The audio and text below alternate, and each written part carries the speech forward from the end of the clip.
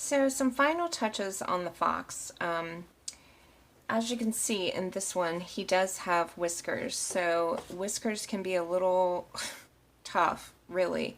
If you don't have a super teeny tiny brush, then you can also use a micron pen. But I'm going to show you how I create the whiskers. You can also just leave them off if you want. Nobody is really going to notice, I promise. So I'm grabbing a little tiny bit of some brown, and I'm going to slightly dab in some little circles here. So I'm just going to give him 3 on each side. And I take my paper towel and dab right over the top of those so they get dry. Then I've still got my super teeny tiny brush, and I'm going into this dark color, which mine is Moon Glow, but whatever dark color you have. And I hope you can see. So I'm not using a super intense intense color. You can see how light it is.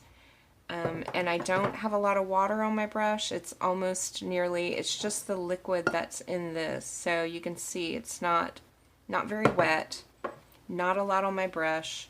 I start at the base and flick my brush out. And same thing on this side, start at the base and flick. So it's almost like you're dragging your brush up. So now he's got some happy little whiskers. Now you can come back with a white gel pen and start to add some tufts, some little hairs coming. It works especially on the darker areas of your background. So some wild little hairs that are coming from his mane here, and maybe from his ears, and also around these areas.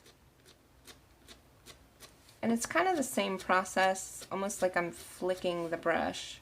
So very light touch, just adding a little more detail.